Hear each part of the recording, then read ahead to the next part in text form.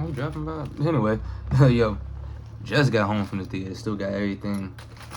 I ain't even take my shit out the bed. Got me some incense. But, yo, same intro. Nothing on here scripted. Everything is just, you know what I'm saying, conversations to have with either just myself, my friends, whatever. Whole thing is just to get thoughts, opinions, everything like that up in the air.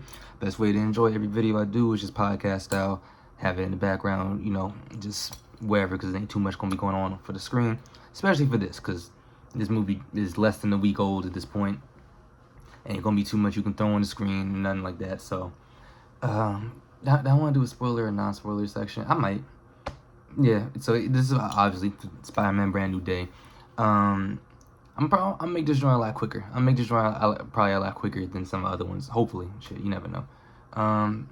But actually, I do got some shit. I do got some Spider-Man shit. Hopefully. Goddamn. Ooh. I got this. I got this just sitting up. I'll take a picture of like my entire desk thing, but you know, shit. Okay, can I get him in the frame? Let me see. I'm gonna draw my AirPod case. Yeah, nope, I can't get him in the frame. Well, he gonna stay over here on the side. Yeah, that I got all the Tobey movies on DVD. I grew up with them joints. I don't think I got nothing else like really Spider-Man related. Spider-Man Edge of Time is somewhere in here in my little Xbox case somewhere in here. I think actually no, it's right here. I don't got a little too long. Yep, it's right here. Yeah, Spider-Man Edge of Time. So, you know, always got something cool with it relates to the shit whenever I do a video. But so right here, man, look, non-spoiler. Something I can say that will probably get any Spider-Man or Marvel fan excited. In my opinion, this is a top 3, I think, Spider-Man movie I've ever seen. Now 3 is Spider-Man 2 is number 1, and then it's between this new movie and what's it called? This new movie and goddamn the first Spider-Man, the first Tobey one. So that's the 3 for me. I don't even categorize the animated ones with the live action ones, but even if I did, I don't have those as high as everyone else does. They're fun, but it's not, I don't know, it don't hit the same for me. So that's something right there. It's like, this is already amazing. I don't crown shit quickly, so coming from me, that's like, yeah, it's crazy to have it that high in that regard. So there's that. This is capitalizing on something I said that I want with comic book movies in general more, and that is that this universe feels lived in. Sometimes shit just happens. Now Marvel really has no excuse to not have shit just happen. Oh, here's this character, here's that. Well, I guess it's not spoiler. Y'all saw him in the trailers. Spoiler, I guess if you saw no trailers, nothing. But you know, Punisher, Hulk, all these niggas just kind of going around. Different things they mention. Some of the different villains you may have heard of or saw. I don't watch trailers, so some shit I just saw just because. But you know, scrolling down Instagram. But yeah, all of those are super fun. I like how they're used, you know what I'm saying? So it does one of the things I've been saying needs to happen is shit just happens. It makes the universe feel lived in. It gives it a comic book feel. The Holland suit, that suit is fire. That is probably a top 3 suit when it comes to the Spider-Man suits. I think Andrew might have the best one. Garfield might have the best one. And then it's between this one and I think I like the Spider-Man 1 suit the most. I think I liked it more than the second one for Tobey. I don't remember. I have to go back. But yeah, this is definitely a top 3 Spider-Man suit. The suit is great. The action, amazing. They threw us comic book fans like a reference or 2. I think, yeah, they threw us like a reference or 2 for, you know, people like me who just like seeing things, you know, classic covers, you know, shit in the background, you know, or whatever, hearing a certain name or whatever. So that, and the other big thing, this really helps move the universe along with certain things that they did in this movie, certain things that they brought up, certain concepts. Yeah, it really does help move the universe along. So not only is this amazing for setting up other things, and that don't only just mean Doomsday, I mean shit after Doomsday. So not only is it amazing to setting that up, but like the movie itself just capitalizes to the fullest extent on everything that's happened with Holland Spider-Man. And I'll say this, I've been a little bit harsh on Tom Holland. Not harsh, I never say he's trash or nothing. And I've just said his movies I think have been the worst ones. Now granted, he's gotten more value than Andrew, so you know, more appearances, so that alone might give him the edge over him. but I've just never been able to crown him as one of the best Spider-Man, just because my issue with him has been too much of his character has been attached to Tony, whereas like I just never felt like this was Spider-Man. Like I was gonna do a video on my issue with Tom Holland Spider-Man a while ago. I just never recorded it. But in the second movie, was it Far From Home? I think it's the second one. He, like the whole thing of him giving up the opportunity to be an Avenger, to work with Fury and everything, you know, I was like, that's not, you know, just basically giving up a superhero for his life. I'm like, that's just not really, and that was before he even got MJ, right? Where he was scared to lose anything or shit like that. So it was like, I was like, that's not a Spider-Man thing to do. Like, you know, now granted, in the second Spider-Man, Tobey gave up, you know, because of everything that he had going on, but it just felt a lot more earned. A lot more shit was going on between him and Harry, between Norman's death, Uncle Ben's death was still fresh at that time, his whole life falling apart. That just felt more earned, you know, than you know what I'm saying, than this did. Especially with this, Tobey was kind of walking past people getting mugged. This nigga's shrugging off like possible planetary threats, you know. So I was like, that just doesn't feel like a Spider-Man thing to do to me. And then the last one, what was it, No Way Home, the one with all the cameos, that had Andrew and Tobey in it. It was just kind of like, it's amazing, but it's just so much of this is, you know, it is a great story, but so much of this is the nostalgia and then just the overarching thing more so than him. In this movie, Tobey, and I said Tobey, oh my god, Tom Holland fucking nailed it. He did a great, they do an amazing job of showing him as the genius that he is, you know, like just how smart Spider-Man actually is. So they did a great job of showing him of the nerd side. They did an amazing job. You get so much of him being your friendly neighborhood Spider-Man in here that, you know, just that was another feeling that was kind of missing in some of them. So yeah, you get that. You get some of the best use of his powers in these fight scenes. That shit is amazing. Yeah, you get a lot, and then you also get the other thing is showing that Spider-Man's life sucks. Like, generally speaking, being Spider-Man is not fun. You know, he doesn't have a great life. So they just did a great job of just, I really feel like it took the best of Andrew and Tobey and Holland and himself, actually. And it doesn't even feel like he's emulating or copying them. He's still him. It just took some of the best pieces of all of it and it put it together in an amazing job. And this movie had a great length just to let him get all those factors in and use them to the best of his ability. So yeah, there's that. The weight of everyone forgetting him still feels there. Doesn't feel like that was glossed over. And once again, everything we get to in this movie is still, it feels earned. You know, so a lot of shit, they swerved me a couple times. They had me confused a couple times. They got me, you know, not confused in a bad way, but of like, damn, what's going on? Like, confused and interested, but I can't easily predict what's happening. So yeah, that's for a non-spoiler section. If I had to give this anything, I'd probably say a 9 out of 10. There's only one thing kind of dragging it down a little bit for me, and you know, if it's 9 out of 10, it ain't nothing that bad. So that's that. So on the spoiler side, nigga, they got this shit right, bro. They got this shit right, man. I was interested because I heard a whole bunch of shit, right? So, you know, I said I don't watch no trailers, but I heard shit. I didn't watch no reviews, but I just heard and saw stuff from scrolling down social media and stuff. I heard them talking about how Jean Grey was moving in Spider-Man. I was like, Jean's in the movie? What? I thought she was going to be in a post-credit scene or a cameo or something. And I saw the thing for homie who played Tobias. I forgot his name, but him is Tombstone. I heard something about Scorpion. So I thought Scorpion was the main villain. That's really what I thought it was going to be. Or we was building some kind of beginnings of a Sinister Six. I don't know. I didn't know. Like I said, I don't watch trailers. I don't watch nothing. I just kind of go in blind. I saw the whole thing of Frank going, oh shit, and running from Hulk. I did see that clip floating around a lot. So I was like, okay, we're fighting Hulk. I was like, I don't know what set him off, what did that, but I was like, okay, cool, whatever. You know, I was just going in, you know, just trying to go in blind for real. So, man, so like I just said in the non-spoiler, this sets up everything in the other things in the universe. This movie sets up the X-Men to fucking perfection. To perfection. Hold on, matter of fact, hold on, because you gotta get my TikTok, clips in. So let me start it from right here or whatever. Yo, look, spoiler. Huge spoiler for the Spider-Man movie. Real quick.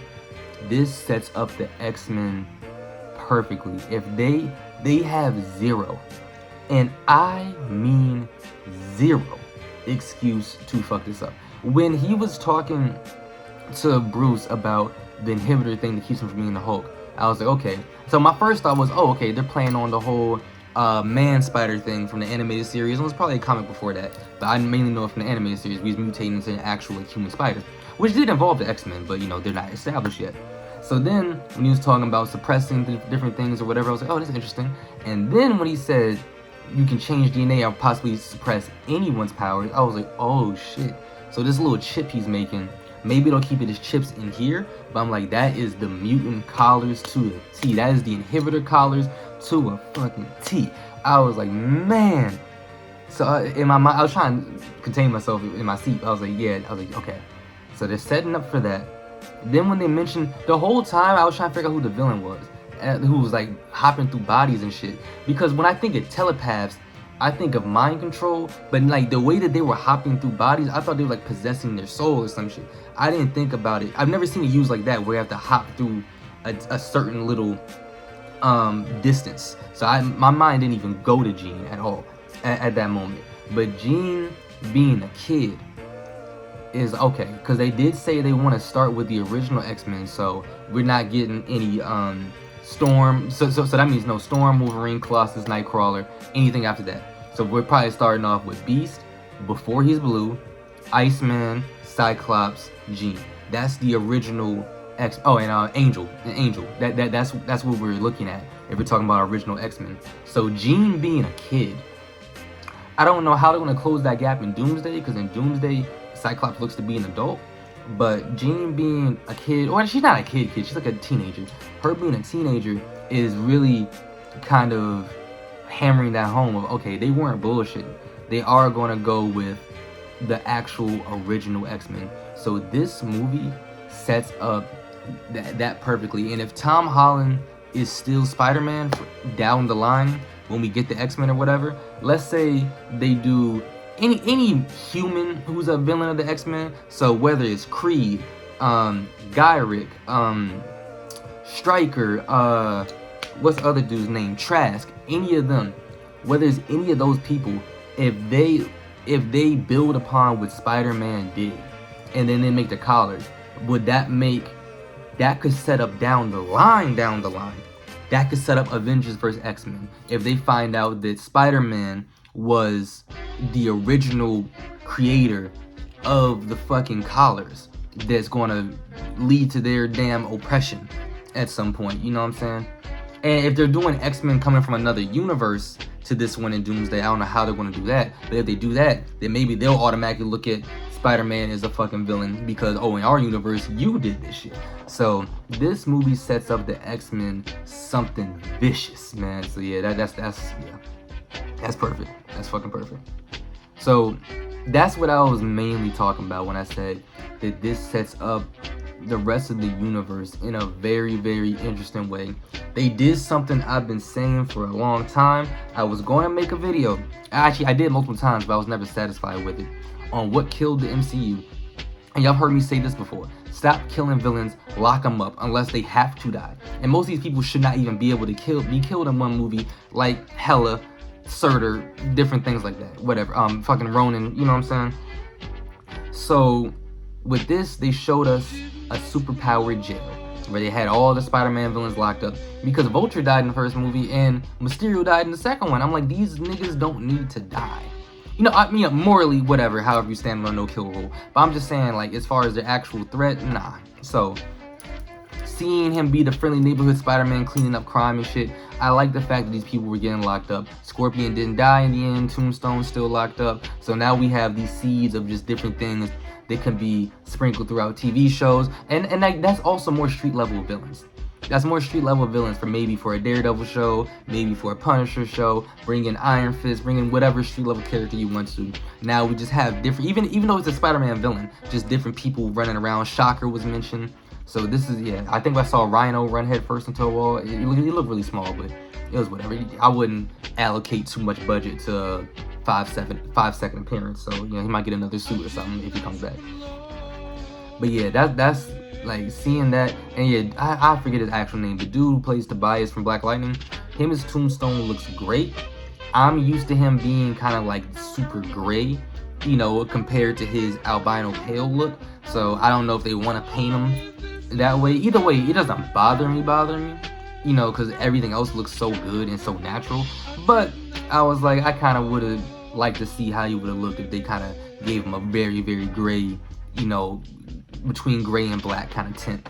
But yeah, that was good.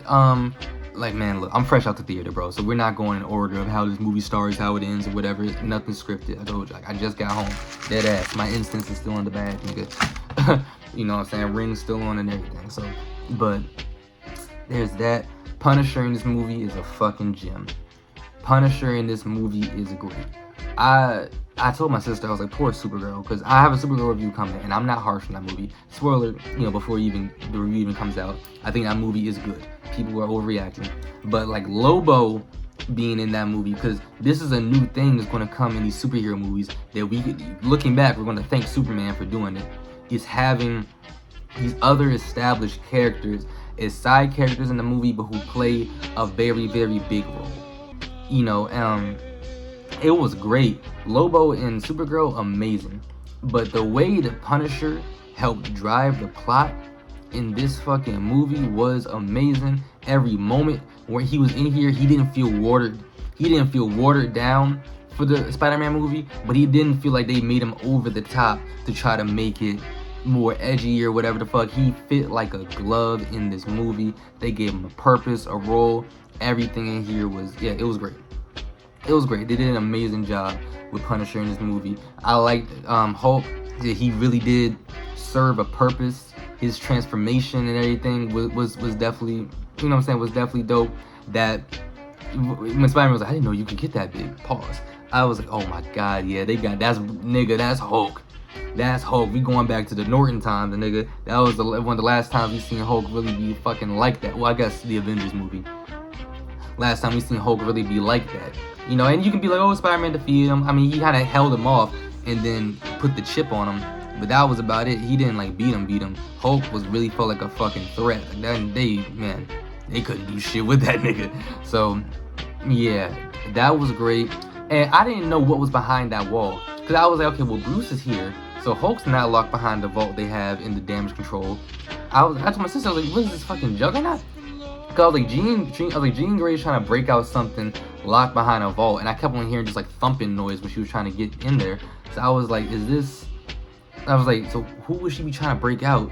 This big as hell that needs to be held in a vault. So, like, Juggernaut? She's trying to break out fucking Colossus? Is she trying to, you know, kind of like, I didn't know her angle. I didn't know her angle at all until we got to her backstory, which was, like, towards the real tail end of the movie. So I was like, is she with Charles already? Well, I mean, Charles wouldn't approve of her doing this.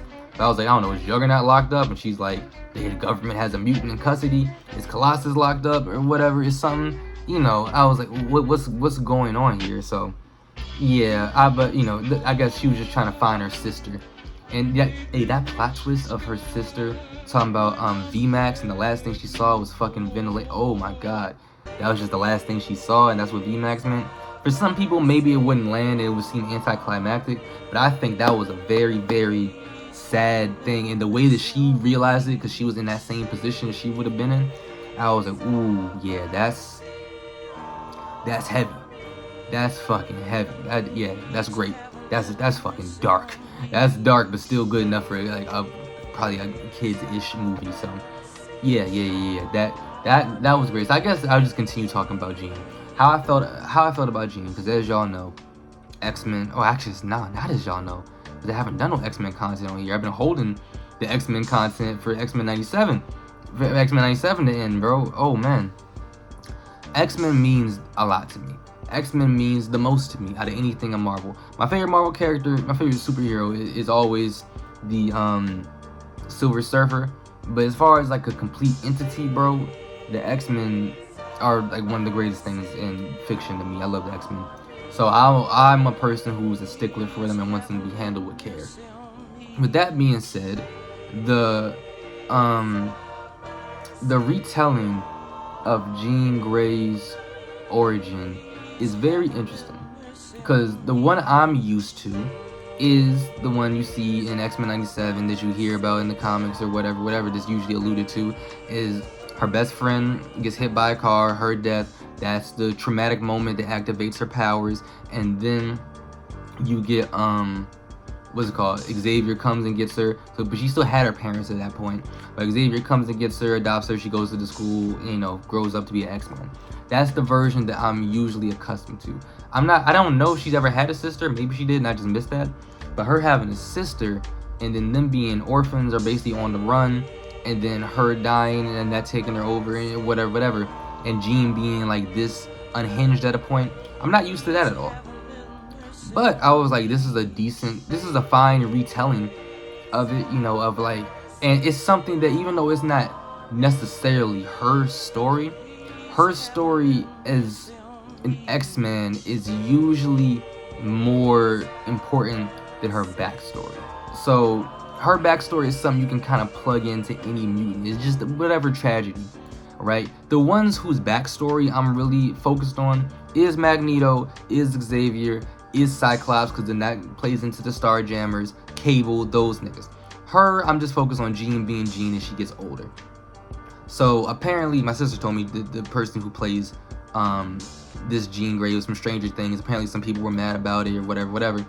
I've never seen Stranger Things. I don't know this actress. I have no bias against her or for her. She is my one negative with this movie, and not her. Is that I personally don't like it's hard to write the whole thing of like a kid, especially with extreme powers, of the whole you don't know my life, you know nothing about me, I have no one whole thing. It was just the dialogue.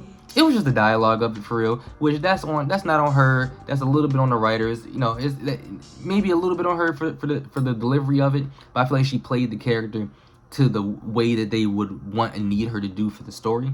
So it was just that, and that being towards the end of the movie, it kind of dragged on a little bit, you know, at a little bit of a point where it's like, okay, I've heard this a million times, okay, you know, whatever. So, you know, and then I guess really to stick the landing, it's like, how are you gonna get her to your side? So Aunt May giving her the speech that she gave Peter, but it's something that Jean needed to hear and applied to her. That was definitely dope, and I guess Peter saving her life too also is probably what, you know, made her think, okay, this guy's actually on my side. He ain't bullshitting. And hold on. Let me edit this. Hold on. Let me edit this in too, because I forgot to mention this 10 minutes back in the review. Another thing that this sets up the X-Men perfectly for is when they had her in that chair, experimenting on her, and they were reading, and they were saying why they were doing it. They said, if we can figure out the source of her power, we can maybe replicate it. That, if they want to do it, if Marvel feels brave enough to do it with the X-Men, because the X-Men can be their own thing, and that you know, that would overtake the fucking MCU. Avengers who? Nigga, nothing. If they feel brave enough to do it, if you're talking about replicating mutant powers, and not mutant powers, if you're talking about replicating Jean Grey's powers, I think they even use the word clone. You can do Madeline Pryor. You can do Madeline Pryor if you wanted to, if you're talking about cloning Jean's abilities. So once again, it'd be interesting how, if, you know how I said maybe someone picks up the Spider-Man's work for the inhibitor collars, for the inhibitor chips, and then makes the collars we know. What if Mr. Sinister or whoever the fuck they want to do, you know, make the culprit of this? What if they pick up some of Damage Control's old work of cloning mutant abilities, and then they continue it and then make Madeline Pryor? That would be dope. And the other thing it did was they handled, this isn't even a setup thing, this is just something they handled properly with mutants, is she was already a telepath, right? So that's mind abilities. And when she was strapped to the chair, realized her sister died and everything, we saw her break out of the prison. That is not a telepathic ability, that was telekinesis. That was telekinesis. The way that she, without touching anything, broke the glass and broke everything. That's telekinesis. That's two different things. Telekinesis is when you move matter and everything with your mind, with your hands, you know, without touching it. Telekinesis is reaching out to someone's mind control, whatever. But the reason why I said that's important is, I know it's corny sometimes, like with other characters when they, you know, unlock a new power or whatever when they're mad. But with the mutants, their X gene activates under extreme stress. That's how it is for just about everybody, right? That's how just about every mutant discovers their powers. So with her, with Jean, it really I don't know. It set up that they know what they're doing, because in that stressful moment when she figured out his sister died is when that side activated. But I want to make sure everyone knows this. She's a Omega level mutant. However, as an Omega level mutant, you cannot be an Omega level mutant at 2 different abilities. So if you have telepathy and telekinesis, you're Omega level at 1 and not the other. So she is a top 3 telepath, earthbound telepath, in the Marvel universe. But as far as telekinetic, she's not an Omega level telekinetic. So an Omega level telekinetic would be like, I guess, whatever I guess maybe like matter manipulation. That's a whole different thing. She can't manipulate matter, so that's a whole different thing. That would probably lead into energy projection, or like shit that Magneto can do. You know what I'm saying? Where Magneto can just fucking, this nigga's got shot through the heart in, I think, Avengers vs. X-Men versus Eternals, and this nigga somehow manipulated the iron in his blood or whatever he did to keep his heart beating, and he kept fighting. Like, she can't do that. So that's, I guess, or whatever the telekinetic equivalent would be. So yeah, they did a great job with that. And then I guess come back to this review on YouTube, and I talk about her origin and everything, but I don't need this video being too long for the TikTok or the short form content. Okay, now back to what I was saying. Well, I guess that's the continuation of what I was going to say. Is, yeah, they handled that perfectly. Is it activating in a moment of stress, and then we got to see how much they do with her, in that regard of her telekinesis. So yeah, that was super tough. That was super tough. Now moving on to the Spider-Man, the Peter Parker, everyone forgetting Peter Parker thing. It felt so earned. It felt so earned, man. That last scene of him dabbing up Ned and him saying Peter, it felt so earned, because throughout this movie, we saw the flashbacks of him not being able to tell, I almost called it Zendaya, MJ and Ned the truth. We've seen him go back to Aunt May's grave so many times throughout this movie, him see Ned in public, him go to their housewarming, and then, Ned bringing up all the times that Spider-Man did things. So because I didn't realize that, I was like, damn, they remember Spider-Man. So they remember all those moments where Spider-Man saved them, but they just don't remember that is Peter, or that Peter was even fucking with them in some of those moments before he left to change suits. So yeah, it felt so earned. And then the moment where he got MJ and she kissed him, and we found out it was just Jean fucking with him, I said, oh my god, they got me. Because the whole thing of her being like, so we must have knew each other, whatever. That's a very MJ thing to do. This iteration of MJ, Zendaya's MJ, of her figuring things out, not bullshitting, and and her just being a very, very aware character. So I was like, oh, okay. If she figured it out right there, that wouldn't even bother me. That wouldn't even bother me at all, because I was like, okay, that feels earned. And by the way, they got multiple people in the theater, because niggas started cheering. They got us. They got us for sure. So, you know what I'm saying? Then Jean fucked around and cashed in the Money in the Bank briefcases. So yeah, that was definitely crazy. They made Jean feel like a super fucking threat.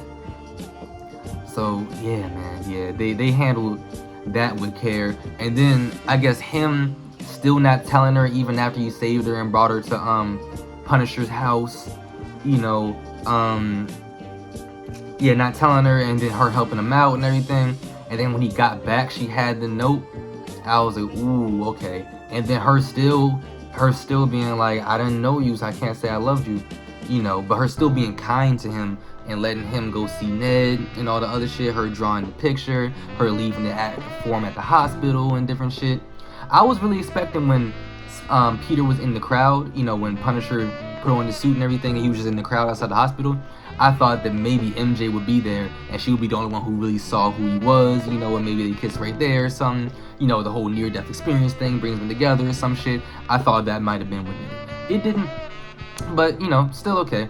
It's still alright, but it just, the entire thing of them remembering him to begin with felt earned. And if they do get back together and date again, assuming Spider-Man, assuming Tom Holland reprises the role post-Doomsday, post-Secret Wars, right? And assuming that they do get back together, it would feel very, very, very earned. That's just one of the things I don't like. I don't like when shit doesn't feel earned, feels rushed. Okay, we gotta eat those Pathos logos, the damn rise in action, fall in action, conclusion, you know, the paint by number shit. It didn't feel that way. It didn't feel that way at all. So I'm definitely very happy with how that turned out. I'm happy he got his homie back, that he got Ned back. And I'm damn near, it might have been the best thing that him and Ned wasn't friends for a while, because that nigga, that motherfucker got his he got his swagger back, as Jay-Z would say. Nigga out here in the leather and shit, you know what I'm saying? Yeah, he got his money up from the MIT, which he probably would have got his money anyway. The nigga was smart. They was all friends, you know. And he has some swag to him anyway. He was dating Shorty and Far From Home, you know what I'm saying? Everything was cool, so I don't know. I might just be yapping on that point. But yeah, man. Even with when MJ was in Punisher's house and she was like, "Is this your family?" and he got heated. For people who didn't watch Punisher, which is probably a lot of people in this watching the Spider-Man, that probably makes them interested in Punisher, of like, oh, what's he gone through? You know, even when Jean was in his head and she was like, this guy has some issues. So this might have brought some eyes to the Punisher in his show, which then would bring eyes to Daredevil. You know what I'm saying? I was really expecting to see Daredevil in the post-credit scene. The post-credit scene was like, Spider-Man's location is in parts unknown. So that's probably, if they're going to do Battle World for Doomsday and Secret Wars, and I think Battle World might be the void they use for Deadpool and Wolverine. Either way, it would still be parts unknown or whatever. So yeah, but you know, that's a cool, alright, credit scene, I guess, to set up Doomsday. Set up some suspense for Doomsday and let us know that Spider-Man's in it. I didn't watch the Doomsday trailer, so I don't know if he was in the Doomsday trailer. I've heard through the grapevine that Dr. Doom stops Thor's hammer. I don't watch trailers if I know I'm going to watch the movie. So if he's not in the trailer, that's a good way to set up and let people know, okay, he is going to be in this movie. So that's something for sure. Yeah, is there anything else I want to talk about in here, man? I said I was going to make this quicker. It's 30 minutes. This is like a little bit below my usual time. Hold on, I'm going to pause the video real quick. I'm just thinking real quick. Think to myself. Hold on. Yeah, not really, man. Like, honestly, just a whole bunch of little stuff. The hand showing up was dope. Anyone who's watched Punisher and Daredevil knows that's not all of the hand at all. Him saving the person off the building and recreating the infamous, very famous Spider-Man cover. I don't know if it's issue number 1. I don't remember which issue it was, but that was super dope. When I said in the non-spoiler, them giving us some comic book nods and shit like that. So, you know, just that was cool. That was interesting. But yeah, man, overall, if I had to give an overall rating, like I said, 9 out of 10. Only thing that bothered me really was just some of the Jean Grey dialogue, you know, in her very, very, you know, destroyed mental state. And then just that kind of dragged a little bit for me towards the end, like towards the very end of this movie. But yeah, 9 out of 10. I'd say this is the top 3 Spider-Man movie, man. Spider-Man 2, and then this and Spider-Man 1 are fighting for that number 2 spot in my in my opinion. So yeah, man, yeah, great job, Marvel. I'm not gonna say we're so back, because I never thought this shit was over. I have an actual comic book theory. I'm a theory about comic book movies, and you know what? Fuck it. I'm gonna write this. I'm gonna make that video with that what killed the MCU video. So what y'all should see, I'm editing this bitch tonight, because it shouldn't even be too much to edit. It's just gonna be some of the things I referenced, like the Jean Grey, the collars, or whatever. I'll just pull some X-Men 97 clips or whatever for that shit. Yeah, so that's here. Supergirl review should be this week or early next week, and then I'm gonna record my video on Doctor Doom, the state of the MCU and everything. Other shit y'all should see coming. It's different stuff from my Twitch. I'm gonna start story games, Danganronpa.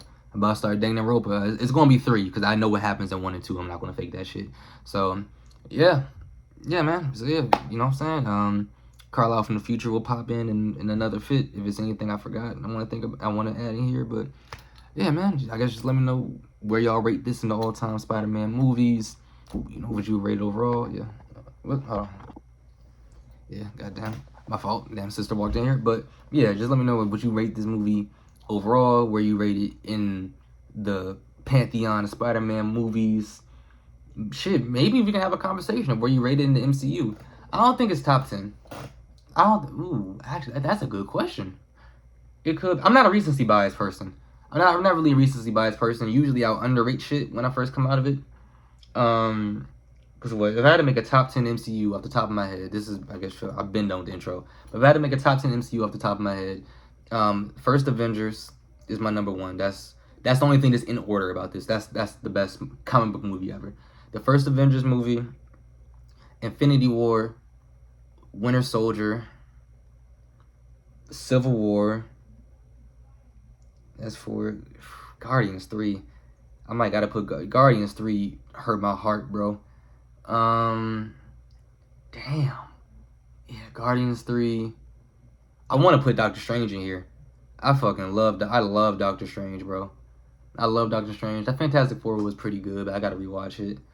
So wait. Oh my, I'm really doing this off the top of my head. What'd I say? Avengers, Infinity War, Civil War, Winter Soldier, Guardians 3. Fuck it, give me Doctor Strange. I can maybe throw Iron Man 1 in here. No, I think Captain America First Avenger is better than Iron Man 1. Do I want to throw the first Guardians in here? I guess I gotta throw Endgame in here, all general principle. Yeah, Endgame is just so epic. I'll throw Endgame in here. That's 8. Do I want to throw the first Guardians in here? I'm not putting Thor Ragnarok in here. I don't like that movie. Y'all can crucify me if you want to. That's 8. Damn. Deadpool's not the first Deadpool's not an MCU movie. Yeah, I'll stay with that 8. Well, fuck it. Nah, just give me Iron Man 1 for 9, and then 10. Niggas hate on Age of Ultron. Age of Ultron is solid. I guess I'll throw Guardians. I guess I'll throw the first Guardians in there. So yeah, I think that's a solid-ish 10, and we can move some shit around. But shit, don't I want to put Black Panther? Is Black Panther better than? I don't think Black Panther is better than any of those. First Black Panther is solid. It's super solid, but I don't think it's better than none of those. I'm not putting any. Damn. So actually, yeah, I guess that begs the question. Yeah. I think this movie is better than the first Cap. This movie, yeah. So this might be top 10. This might actually be top 10 MCU. This might be top 10 MCU. This might be top 10 MCU. Yeah. So off the top of my head, once more, cause I'm gonna do this for short form content. If I had to do a top 10 MCU off the top of my head, I would do First Avengers. I think that's the best comic book movie ever. So First Avengers Infinity War. I'll throw Endgame in there off general principle, just because of how epic it was, you know. Winter Soldier, Civil War. That's a movie. That's 5 that ain't moving. For me, Doctor Strange. Doctor Strange is fucking great. Guardians 3 is so emotional. And then the other movies I would throw in here, I think all that first 7 I just mentioned, I think all of those are as good and potentially better than this last Spider-Man movie. The last ones I would throw in is probably the first Guardians, the first Captain America movie, and then Iron Man 1. It's somewhere between Iron Man 1 and Age of Ultron. I'm not throwing Ragnarok in here. I don't like that movie. Y'all can argue with me if you want to. So yeah, I would say this Spider-Man might be top 10 MCU, honestly. I don't think that's ridiculous to say. Now, I'm not a recency bias nigga at all. Like, I'll usually underrate shit when it first comes in. It's just certain things that, like, you know.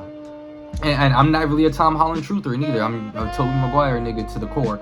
So yeah, that's a lot for me. I think this is a top 3 Spider-Man movie, bro.